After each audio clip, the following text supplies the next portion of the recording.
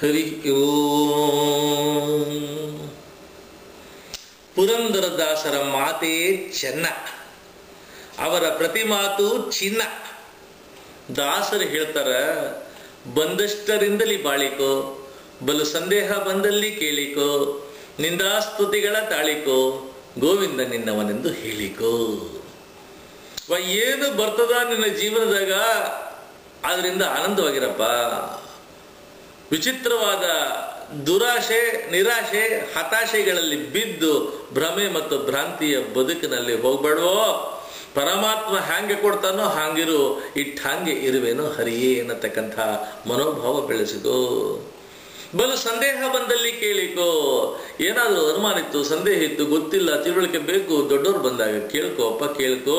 ನಾಚಿಕೆ ಬೇಡ, ಸಂಕೋಚ ಬೇಡ, ಕೇಳ್ಕೋ, ತಿಳುಕೋ. ತಿಳುಕೋ ಒಳಗೆ, ತಿಳುಕೋ ನಿನ್ನೊಳಗೆ, ತಿಳುಕೋ ನಿನ್ನೊಳಗೆ ನೀನೆ. ಅಳಕೋ ಪೋದಾಯುಷ್ಯ, ಕಳಕೋ ದುಷ್ಕರ್ಮ, ಸೆಳಕೋ ಇಂದ್ರಿಯಗಳನ್ನು, ಸ್ವಲ್ಪ ಅದರ ಜ್ಞಾನವನ್ನು ಗಳಿಸಿಕೊಳ್ಳೋ ಮರುಳೆ. ತಿಳುಕೋ ನಿನ್ನೊಳಗೆ ನೀನೇ.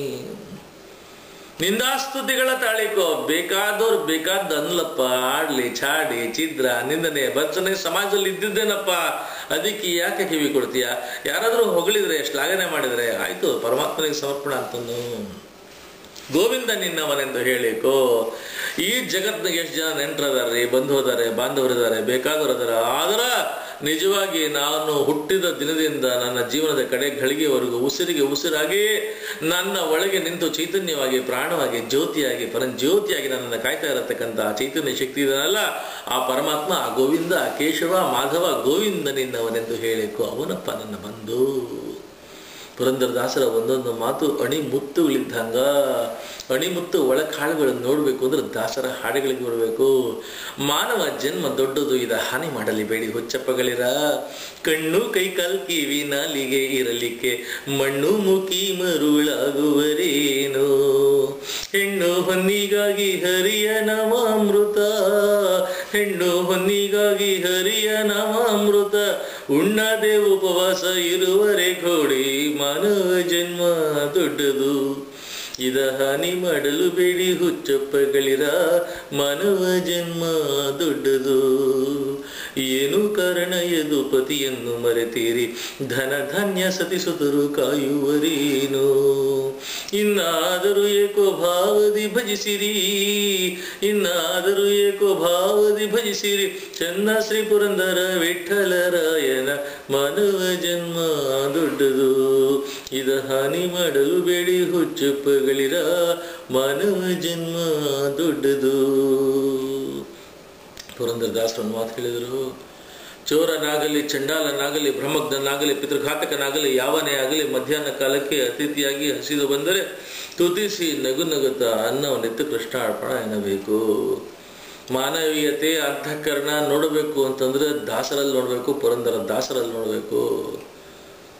1485ರಿಂದ 1565ರವರೆಗೆ ತಮ್ಮ ಬದುಕಿನಲ್ಲಿ ಅದ್ಭುತ ಸಾಹಸ, ಸಾಧನೆ, ಸಾಹಿತ್ಯ, ಸಂಗೀತ ದಿಗಂತಗಳನ್ನು ವಿಸ್ತರಿಸಿರತಕ್ಕಂತಹ ಪುರಂದರದಾಸರು, ಅವರ ಬಗ್ಗೆ ವ್ಯಾಸರಾಜರು ಕೃಷ್ಣದೇವರಾಯನ ಒಂದು ಎದುರುಗಡೆ ಹಾಕಿಸಿಕೊಟ್ಟಿರತಕ್ಕಂಥ ಶಾಸನ, ಕಮಲಾಪುರದ ಶಾಸನ, ಅವರ ಬಗ್ಗೆ ವಿವರಗಳನ್ನು ಕೊಡ್ತಾ ಇದೆ.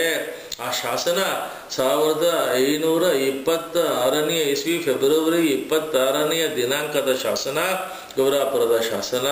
ಅದು ಹೇಳ್ತಾ ಇದೆ, ಪುರಂದರದಾಸರು ಯಜುಸ್ಸಾಗಾಧ್ಯಾಯಿಗಳು, ವಸಿಷ್ಠ ಗೋತ್ರೋದ್ಭವರು ಆದ ಪುರಂದರದಾಸನ ಮಕ್ಕಳಾದ ಹೇಮಣದಾಸ, ಮಧುಪತಿದಾಸ, ಲಕ್ಷ್ಮಣದಾಸರಿಗೆ ವ್ಯಾಸತೀರ್ಥ ಶ್ರೀಪಾದ ಒಡೆಯರು ಧಾರಾಪೂರ್ವಕ ಕೊಟ್ಟಿರತಕ್ಕಂಥ ದತ್ತಿ, ಜಹಗೀರು, ದಾನಾದಿಗಳು. ಅಂದರೆ ಪುರಂದರದಾಸರು ಯಜುಶಾಖಾಧ್ಯಾಯಿಗಳು, ವಸಿಷ್ಠ ಗೋತ್ರೋದ್ಭವರು ಆಗಿದ್ದರು. ಆ 1526 ಹೊತ್ತಿಗೆ ದಾನ ಸ್ವೀಕಾರ ಮಾಡಲು ಅರ್ಹತೆ ಇದ್ದಂಥ 3 ಜನ ಪ್ರೌಢ ಮಕ್ಕಳಿದ್ರು ಅನ್ನತಕ್ಕಂಥ ವಿಚಾರಗಳು ಬರ್ತಾ ಇದೆ. ಹೀಗೆ ವಿಜಯನಗರದ ಇತಿಹಾಸದಲ್ಲಿ ಬಹಳ ದೊಡ್ಡ ಪಾತ್ರ ವಹಿಸಿರತಕ್ಕಂಥವರು ಪುರಂದರದಾಸರು.